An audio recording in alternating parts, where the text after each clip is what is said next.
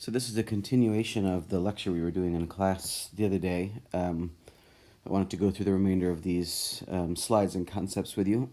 Make sure you know these, especially for your MCQ exam coming up in a couple of weeks. So let's start this section talking about a case of Fatima.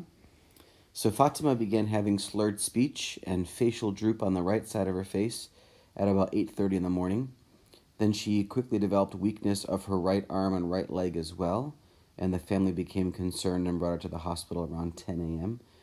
On your exam, you find the same weakness that they describe, but you also note that she's unable to understand certain questions that you ask. Even though her speech is understandable, despite her slurring, she doesn't seem to be able to understand what you're asking. So you ask a question, and she responds with words that are understandable, but those words don't really match the question that you've asked. So the question is, what's going on with Fatima? And we will go through some more introduction about the brain, and then we will come back to Fatima and see if we can figure out what part of her brain is being affected. All right, so we were talking about the cerebrum, and as the higher functioning part of your brain, that part that makes you uniquely you and makes us human. And the cerebrum we talked about was separated into a right cerebral hemisphere and a left cerebral hemisphere, and it was that longitudinal fissure that kind of separated the two, and it was the corpus callosum that allowed communication between the two.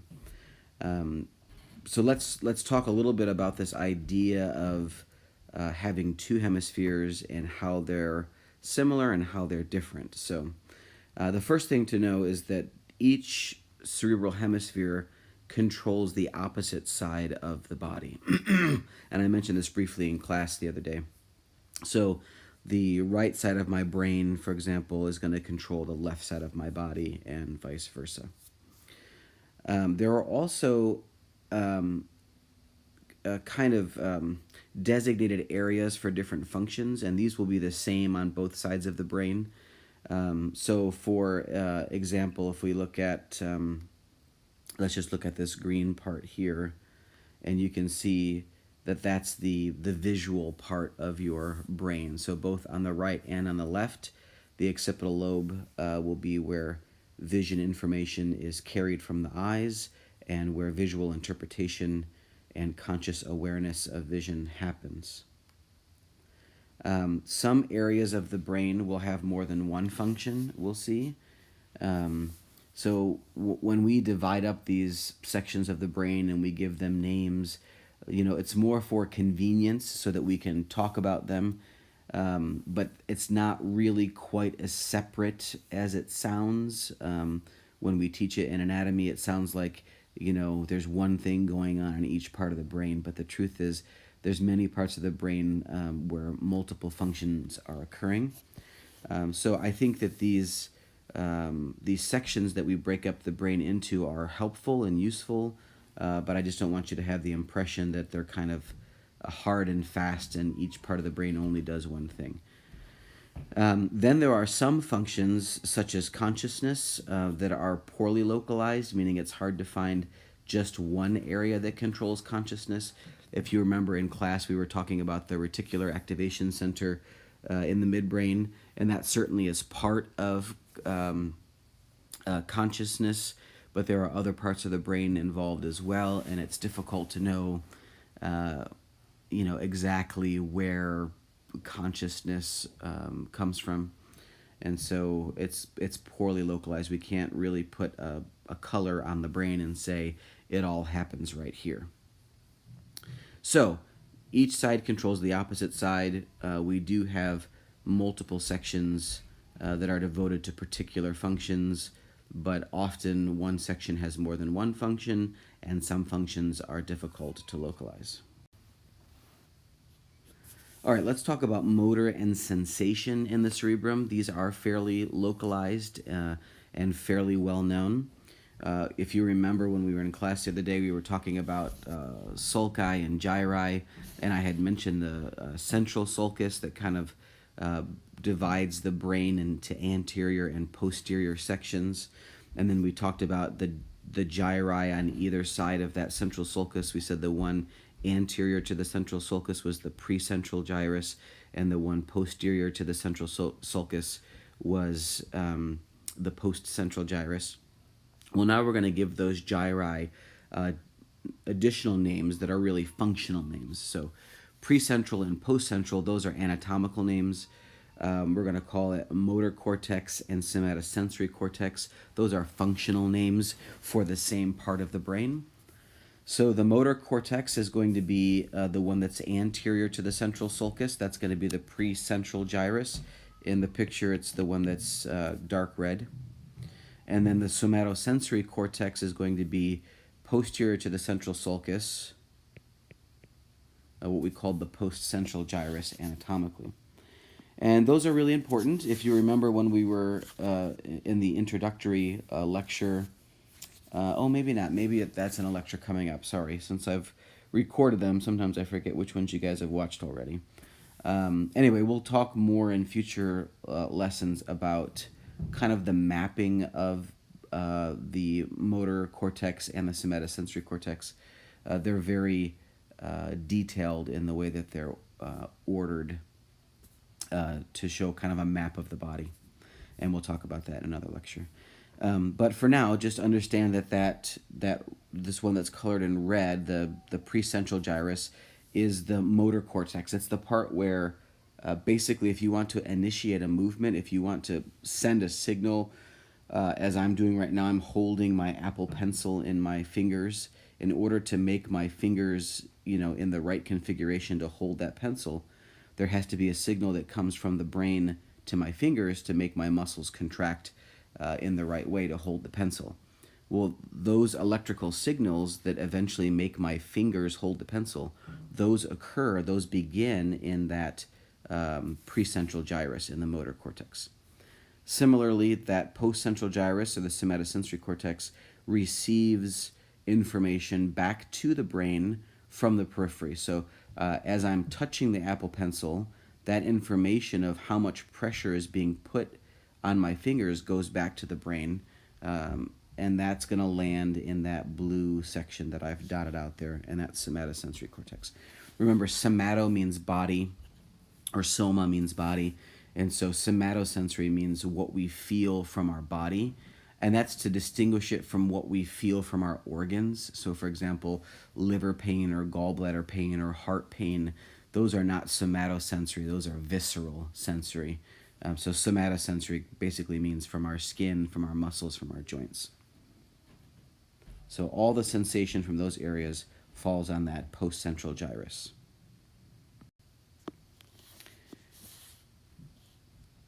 Now that we also have special senses, and we'll have a separate lecture on that you'll watch next week. That's vision, hearing, smell, taste, balance. And these special senses also have areas of the brain where those functions are directed. And so the visual cortex we've already talked about. That's the occipital lobe of the brain. The back part of the brain is what receives visual information from the eye. You can interpret what you see. So for example, if I look at my Apple Pencil, I know that that's an Apple Pencil because I've seen one before.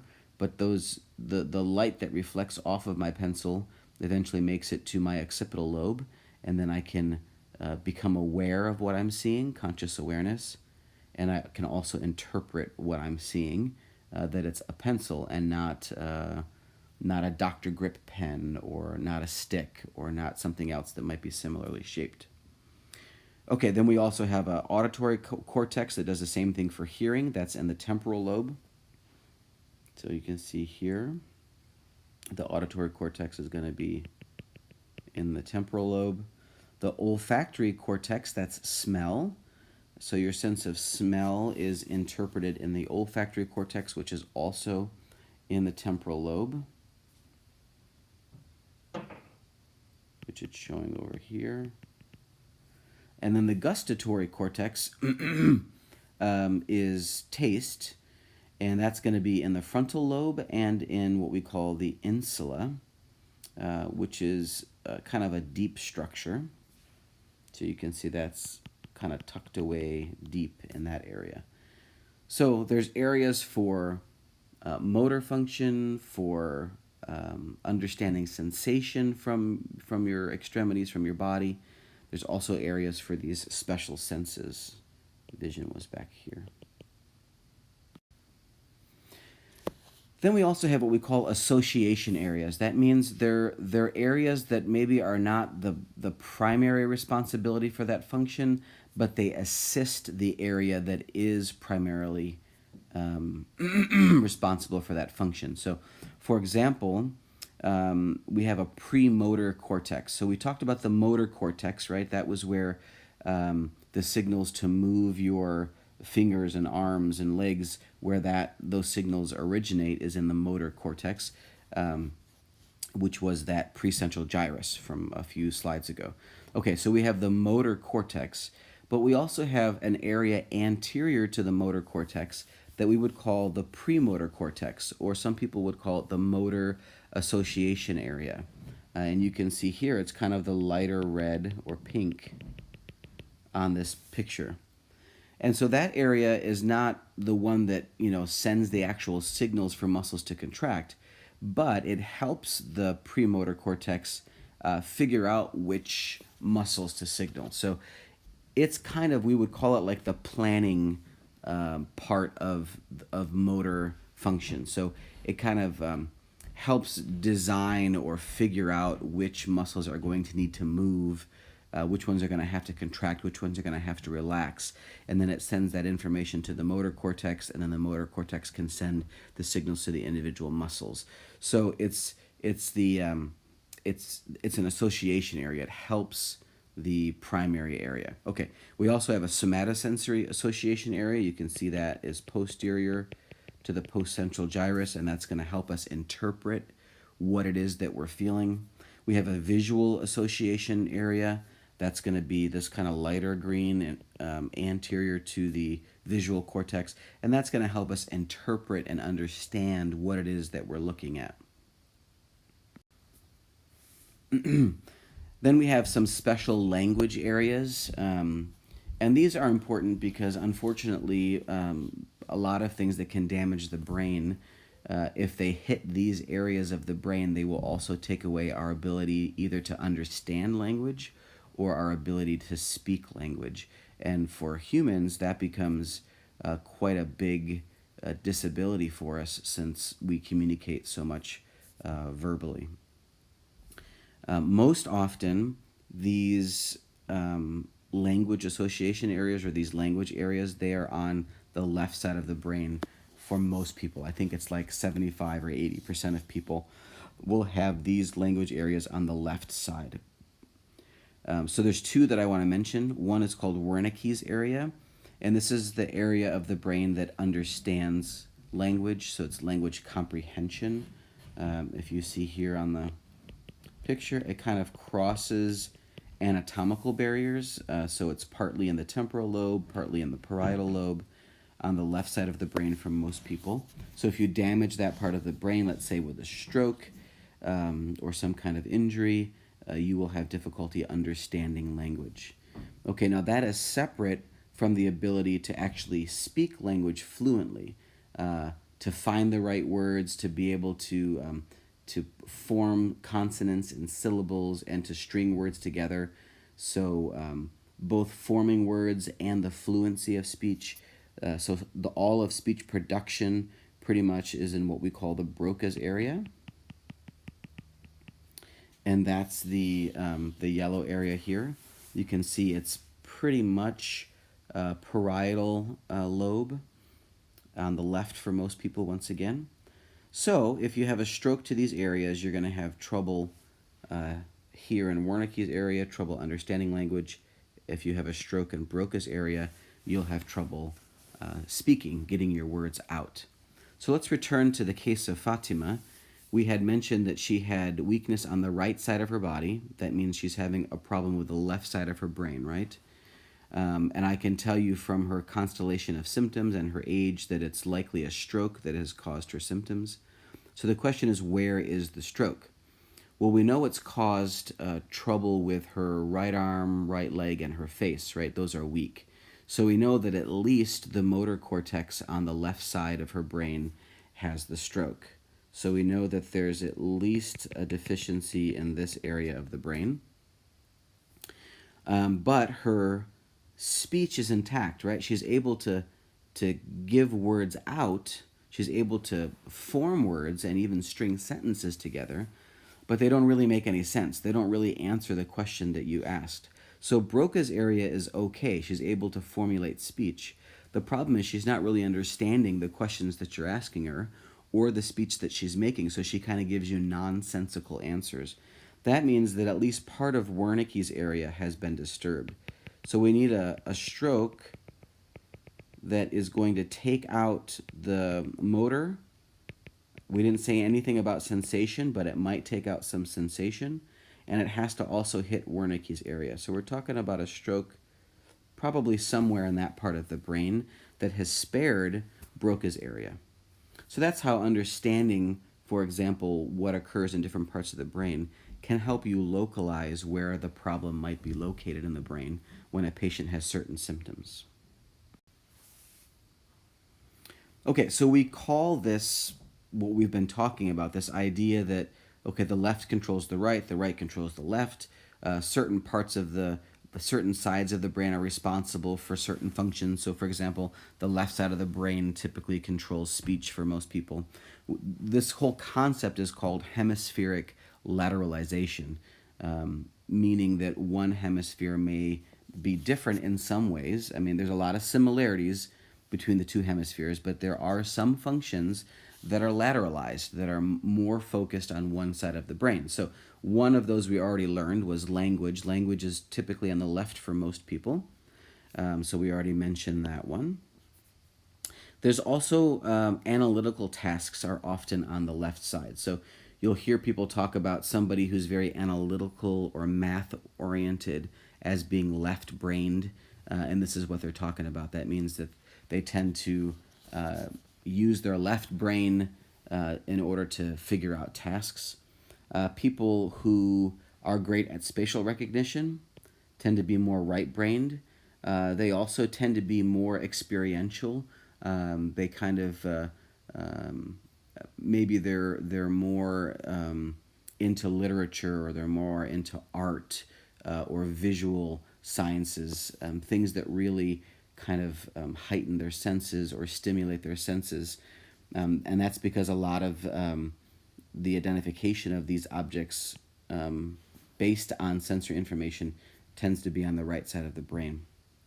So as an example, my wife and I are kind of opposite in this way. Now, my wife was also a biology major, so it's not to say that she's not able to think scientifically. That was her major with a minor in chemistry, so she is a science person.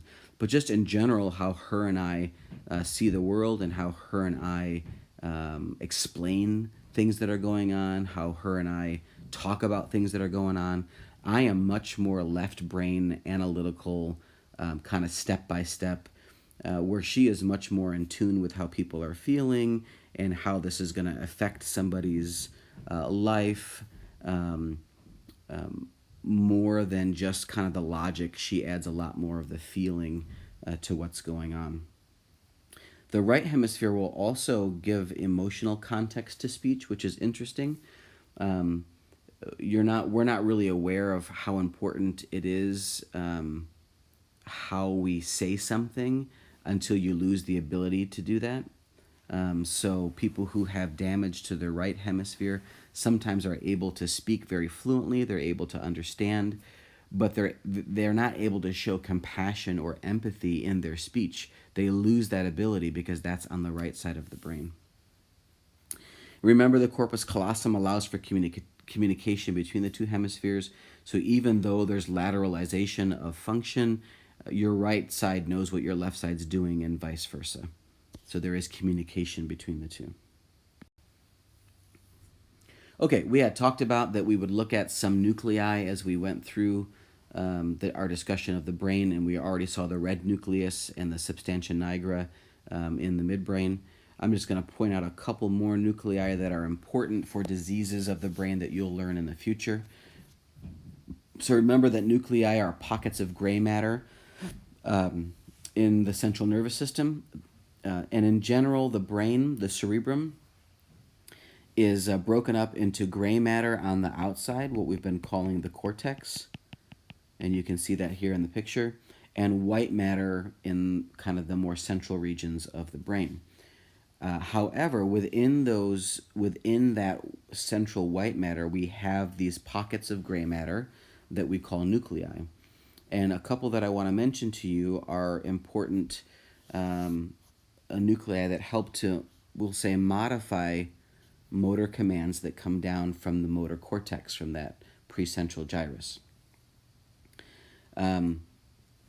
When you decide to make a movement, let's say you're going to throw a ball, that's actually a very complicated process that requires movement of your fingers, movement of your wrist, movement of your elbow and your shoulder.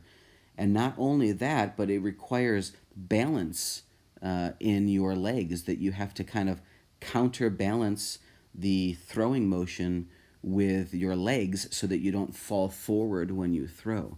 So it's a very complicated set of messages that are being sent from the brain down to your muscles to contract and relax at the right time and in the right places.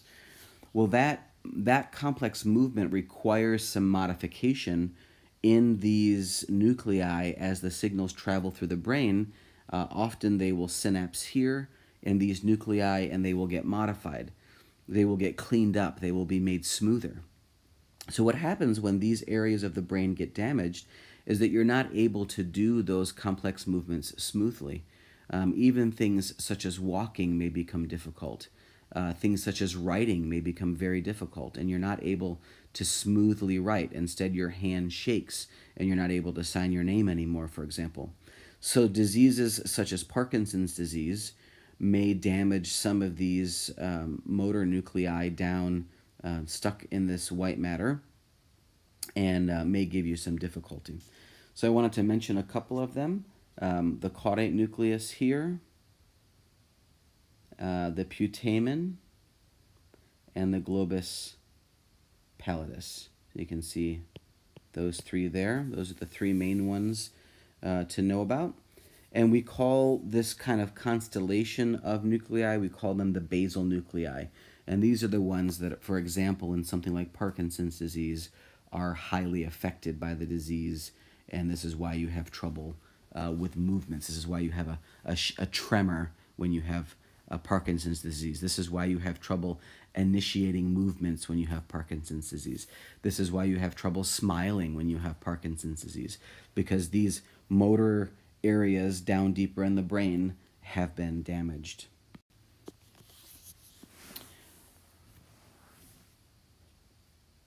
All right, here's just another picture for you, kind of showing you in 3 dimensions where these nuclei are, and showing you in cross-section. I'm not going to show you this particular picture and ask you to identify, so not to worry about that. I just want you to be aware of these nuclei and aware of their names, especially the term basal nuclei, because that'll help you when you get to pathophysiology. Okay, next is the limbic system. And the limbic system is just what it sounds like. It's a system. So it's not one area or one location, but it's actually a connection between several areas of the brain that control our emotions, our behavioral drives like hunger, thirst, and sex drive. They're all kind of found within this system. But this system is not really localized. It's kind of spread throughout much of the brain. But I did want to point out that it is all kind of down close to that diencephalon region. And so it becomes an area that, yes, it's higher brain function in that it's in the cerebrum for the most part, but it's in the part that's really close to the diencephalon. So it's kind of a deeper part of the brain, and therefore is often not even conscious or controllable for us, at least initially. Once we become consciously aware of our emotion, then we are able to exert higher brain function on those emotions, and then we're able to control them typically, or at least that's something we learn, right? When you're a child and you don't get what you want, you cry. I have a 10-month-old at home, for example, and whenever she's hungry, she cries. She has to go to the bathroom, she cries, right? She wet her diaper, she cries. And eventually you learn that there are other ways to respond to those feelings, those emotions, than throwing a tantrum.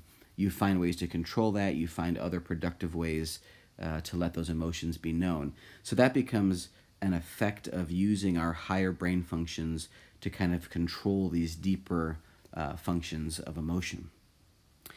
Nonetheless, the limbic system is what we call this area of the brain that holds the pathways for emotion, for behavioral drives. Also, some memory storage and retrieval is also in this area of the limbic system. And you may have, if you've seen this movie called Inside Out by Pixar, this whole movie basically takes place in the limbic system. So where these characters live, if you remember, they're kind of like in a control center and they're pressing buttons for happy and sadness and disgust. And if you remember, new memories come into the control center, and some of them go off into long-term storage and some of them stay in short-term storage. This whole setting, that whole control center, that's the limbic system, which is why I think this movie is so clever. Okay, in addition, we have a ventricular system, and you guys already looked at this a little bit when you did your dissections in lab the other day. You were able to see some of the ventricles. Also, not really localized to one part of the brain, kind of within the center of the brain, giving a kind of like a lake and river system connecting larger lakes to smaller lakes. And those lakes are full of cerebrospinal fluid. And we talked about in class that that fluid is really helpful for two main functions. One is just to give cushion to the brain, to give protection so that the brain is not hitting the sides of the skull and so on. And the same thing with the spinal cord, so the spinal cord doesn't kind of smash into the vertebrae every time you shake or jostle. Um, The other function that we mentioned was buoyancy, that it functions to kind of help the brain not be so heavy. It allows the brain and the spinal cord to float within fluid, which takes some pressure off of it, allows it to be more buoyant and float. So that fluid has to be made somewhere, has to be formed somewhere, and it's made here in the ventricular system. It's also largely stored here as well because that cerebrospinal fluid has to be replaced and renewed every day. And so it's made here, stored here, and then there's a recycling process we'll talk about in physiology. Okay, so anatomically speaking, we can talk about four ventricles. We have two lateral ventricles, and that's the big ones here, the ones on this picture that are kind of C-shaped with these horns going on the back. And you can see on the right and left side you have symmetrical lateral ventricles. Because they're so big, we often talk about these ventricles in separate sections, so we can talk about where the problem is, for example. So we're going to have an anterior horn, we're going to have a posterior horn, that's these ones here, and we're going to have an inferior horn. So actually the anterior horn could really compose almost all of that. Then there's a third and fourth ventricle. The fourth ventricle is the one that's kind of down in the area of the midbrain and the pons, and you may have seen that when you cut through your sheep brains the other day. The third ventricle is going to be kind of in between and inferior to the anterior horns. It's this section here of the lateral ventricles. And we'll see it here in another picture. So if you take an anterior to posterior view, you can see the lateral ventricles on either side. You can see the third ventricle kind of in between them, and the fourth ventricle kind of down in the brainstem, the midbrain, the pons area. Then there is a kind of a river that connects the third and fourth ventricle we call the cerebral aqueduct. And you should have been able to see that in your brains yesterday as well. So there's just a little connector there.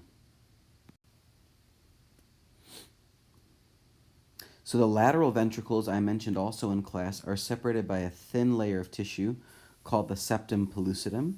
And so if you got a really nice sagittal section of your brain in class the other day, on either side you should have seen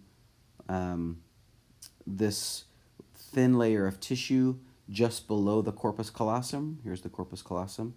So just inferior to the corpus callosum, you should have seen that septum pellucidum.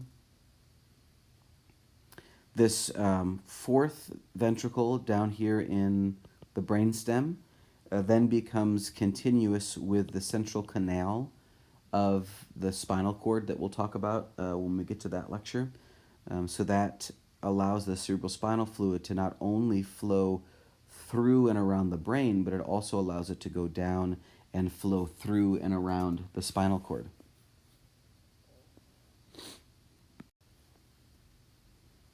And here's a good picture of kind of what the cerebrospinal fluid is doing on the outside of the brain and spinal cord. So talking about the ventricles, that kind of showed you what was going on inside the brain and inside the central canal of the spinal cord. This picture is giving you an idea of how the brain is floating in kind of a very thin sea of cerebrospinal fluid. So all of this kind of blue material that's surrounding the spinal cord and surrounding the brain, that's all cerebrospinal fluid as well. So you can understand the effect of the brain and spinal cord floating in a pool of cerebrospinal fluid. And that, again, helps the shock absorption and buoyancy. So within the ventricular system, there are specialized epithelial cells called ependymal cells. And those are the epithelial cells that are responsible for actually producing the cerebrospinal fluid. On a CT scan, the ventricles become a very prominent feature, and they kind of become a landmark that you can look at and kind of see what structures are around the ventricles, because the ventricles themselves are so prominent. They become kind of a reference point in your CT scan. So you can see the ventricles here are these, let me change the color here, are these black, they almost look like a butterfly wing on a transverse section. And then, so that's the anterior horns here. You can see the posterior horns. And so the ventricles become very prominent looking on a CT scan. All right, you guys also encountered cranial meninges on your sheep brain. You had to cut those meninges off. The one that was kind of the thick, tough one that you had to cut away, that's the dura mater. And there's part of it that actually adheres to the skull, and you guys didn't have that part because your skulls were removed, the brain was removed from the skull. And then there's a part that adheres to the skull, the meningeal cranial dura, which is the one that you guys had. Then the pia mater is kind of very thin, and it adheres to the brain itself, and it would be very difficult to peel away. And then in between the dura and the pia, there's a third layer called the arachnoid mater, and we'll take a look at each of these. This picture does a pretty good job of trying to show you the different maters. You can see how the pia, for example, they're pointing right here, but as far as you can tell, that just looks like naked brain. But actually there's a very thin layer of pia mater covering that. And that was the same on your sheep brains that you looked at. The arachnoid mater is very difficult to see as well because it's adherent typically to the dura, and it's not easy to separate. So the dura mater, we'll look at two layers there. And because it has two layers, so you can see here in the picture, remember there's the one that adheres to the bone, and then there's the one that adheres to the layers below it that are adhering to the brain. And because there are two layers, it creates a space in between those two layers. And sometimes that space in between the two layers in many areas of the brain is filled with venous blood. So it almost functions as a vein that can hold venous blood. But because it's not actually a blood vessel, it's really a space between the two layers of dura. We don't call it the dural vein, we call it the dural sinus. And sometimes these sinuses can give you problems. These are not the same as the sinuses in your face that we talked about, like the maxillary and the sphenoid sinuses. These are sinuses that are filled with venous blood.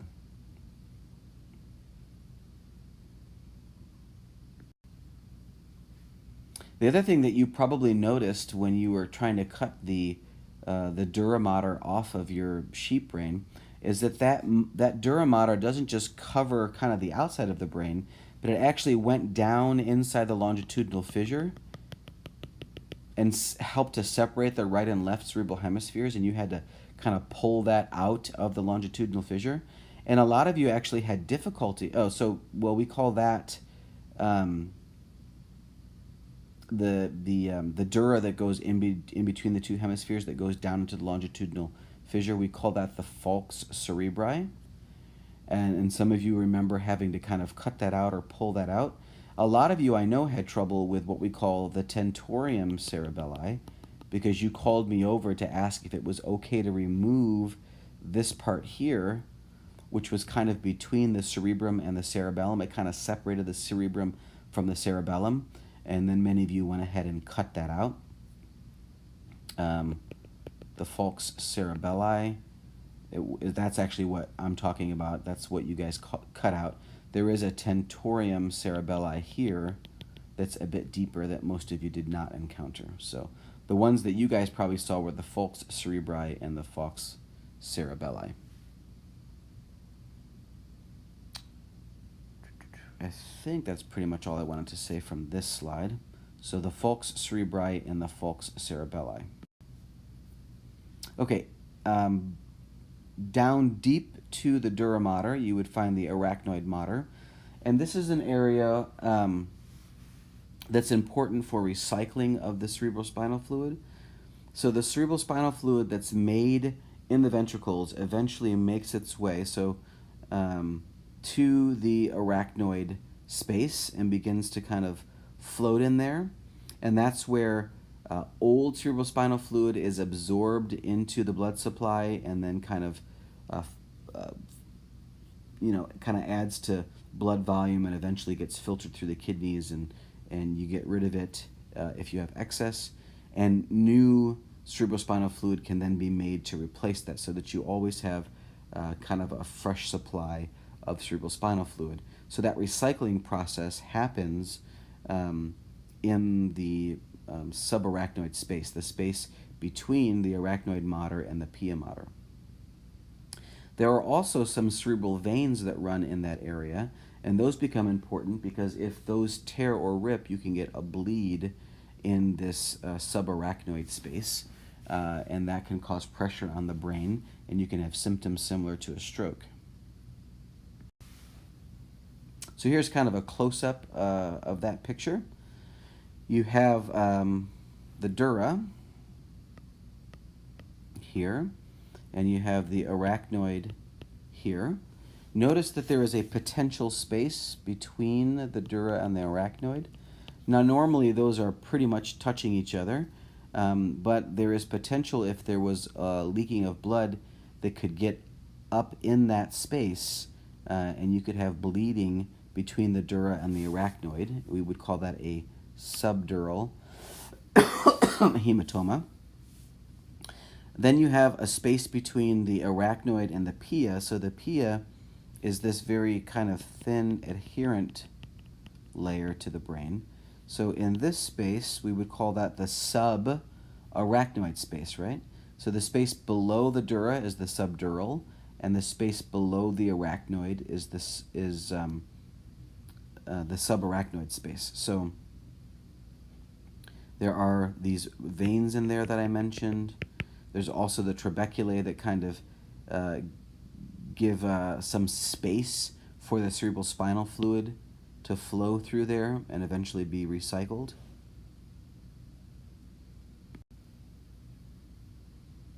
So as I was mentioning, you can get a bleed kind of below the dura mater, in between the dura mater and the arachnoid mater. You can get some bleeding in there if you hit your head. So often when somebody falls, let's say from a height, I'll give you an example from the emergency room a couple of months ago. There was a family that was visiting Maryville, and they were renting one of the cabins by the lake, and the cabins have like a loft bed.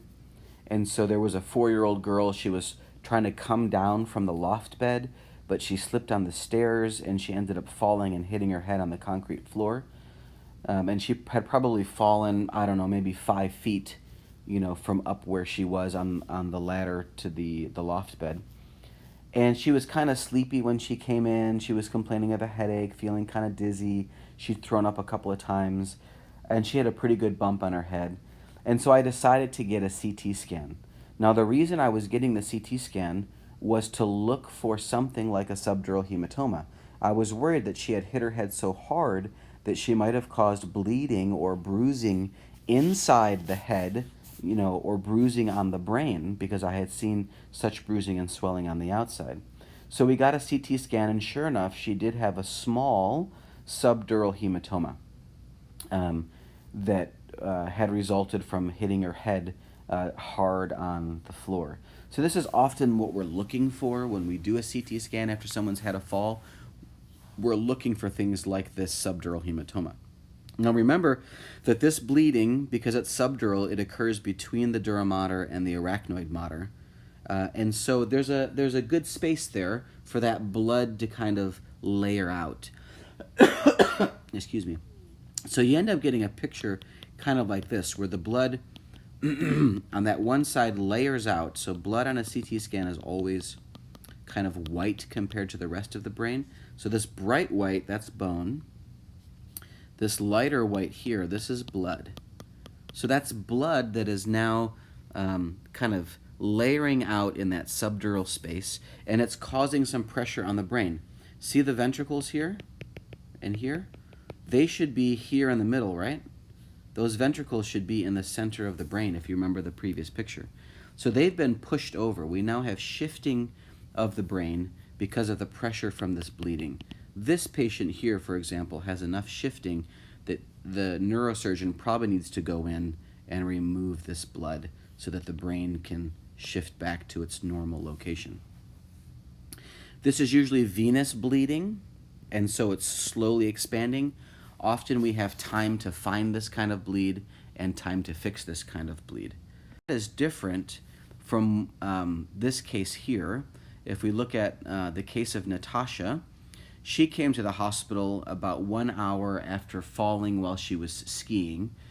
So she was on a mountain skiing, and she kind of lost her footing and went tumbling down the mountain a short way, and she hit her head.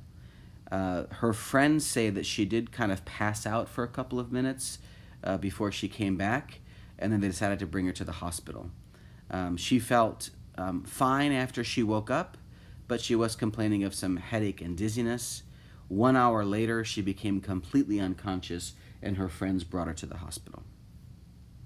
So notice now on this CT scan, we still have a shifting here, don't we, of the ventricles. They should be more in this area, in the center of the brain.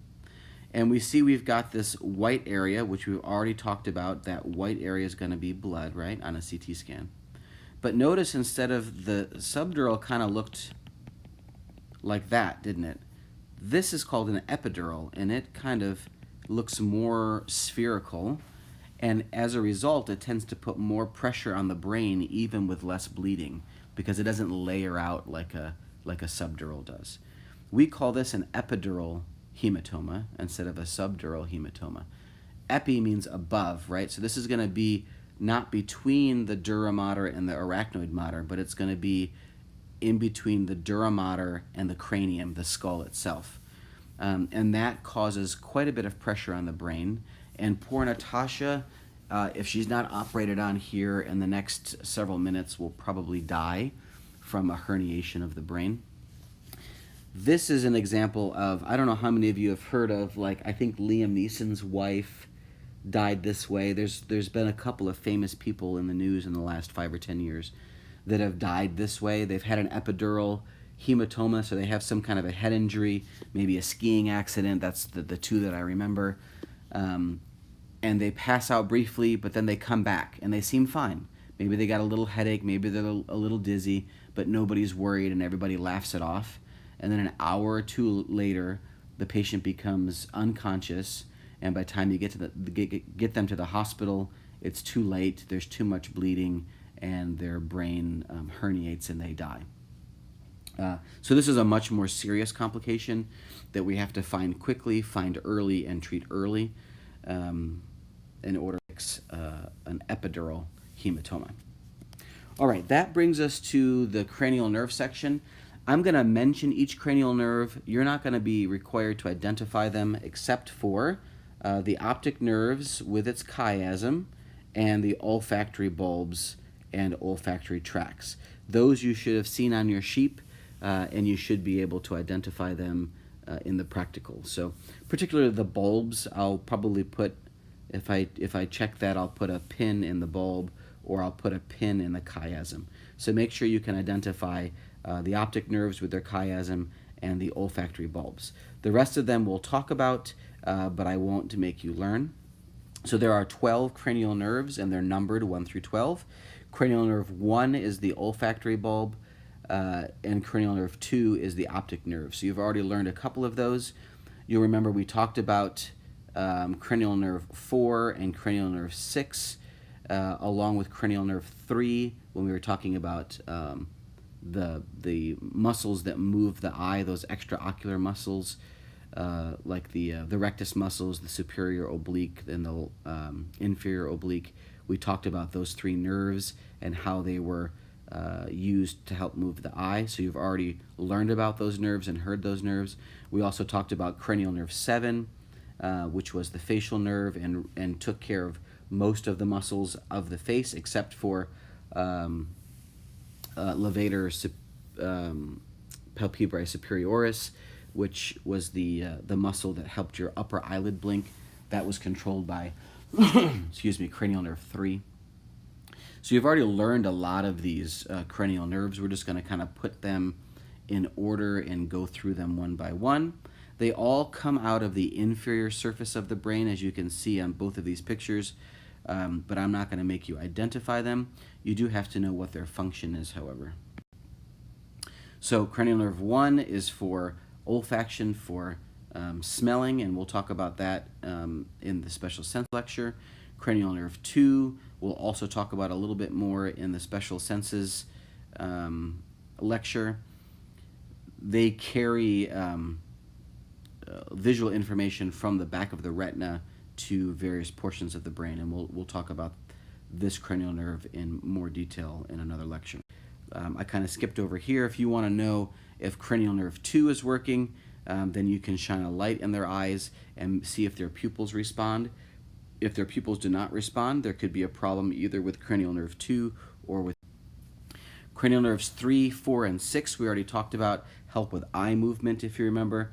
They also have names. Make sure you know the names of the cranial nerves as well, not just the numbers.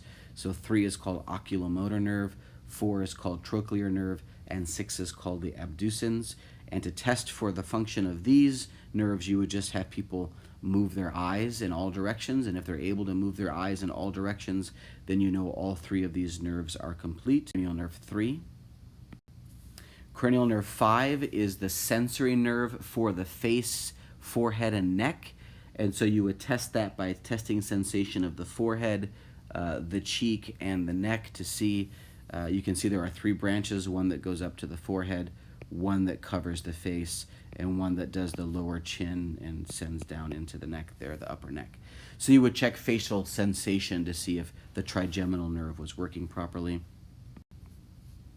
Cranial nerve 7 is the facial nerve that gives you motor to the face, as we've already learned, as well as taste, which we'll talk about a little bit in another lecture as well. So you can check smile, eye squinting, eyebrow raising to see if cranial nerve 7 is functioning properly. Cranial nerve 8 is the vestibulocochlear nerve. It takes balance information as well as hearing information from the inner ear and sends it to the brain. We will talk again about this in the lecture on special senses. This is a little bit more difficult to check. Of course, you can check hearing, and you can also check some balance reflexes. Cranial nerve 9 is the glossopharyngeal nerve. This gives us taste from the posterior aspect of the tongue and also aids in swallowing. So in order to test if this is functioning properly, we can check if the patient's able to swallow without choking. We can check a gag reflex. We can have the patient say ah and see if their uvula elevates in the back of their mouth. Cranial nerve 10 we'll talk about a little bit in the autonomic nervous system. This is a nerve that carries about 75% of your parasympathetic information, but it also does several other functions that you can see here, like sensation from the ear, taste from the pharynx, some visceral motor to the heart, respiratory, and GI system. It's a very important nerve that has a lot of functions. And the way that we can test that is by having the patient cover their mouth and cough. If they're able to do that, then it's typically functioning well. Cranial nerve 11 is called the accessory nerve. You can test that by having the patient shrug their shoulders because it innervates the trapezius muscle. And then cranial nerve 12 is the hypoglossal nerve. It's also controlling motor function, especially in muscles of the neck. So you can see if the patient is able to stick their tongue out straight, then that means both of the hypoglossal nerves are working properly. There are some cranial reflexes that I want you just to be aware of how we can test for these nerves. The main one here will be the pupillary reflex, and we'll talk about that when we get to the eye in the special senses lecture. But there's also some other reflexes. For example, auditory reflex. If you make a loud noise, people will typically turn their head or at least turn their eyes to the noise, and that's going to check for several of these cranial nerves. So you're going to need a functioning cranial nerve 8 to hear the loud noise, and then you're going to need a lot of these eye muscles and neck muscles to actually move you towards where the sound is being made. So there's ways that we can check these cranial nerves by checking these cranial reflexes. Corneal reflex, for example, is an important one. In order to feel something touching your eye, you have to have cranial nerve 7, right? The trigeminal nerve. That's the sensory nerve for the face, including the cornea. And then you have to have cranial nerve 7 working to kind of squint your eye, to use the muscles of the face to kind of get your eye out of the way. You would also have cranial nerve 3 in there to help you blink with that upper eyelid. So that would be a way to test for cranial nerve 5 and cranial nerve 7, for example, would be to touch, let's say, a sterile Q-tip to somebody's eye. Let's say they're unconscious and they're not able to blink for you. You can touch a Q-tip to their eye, to the cornea, and if cranial nerve 7 and cranial nerve 5 are functioning properly, then they will blink even unconsciously. So these are some ways that we can check for these cranial nerves, and I would make sure I know at least the ones that I've highlighted here.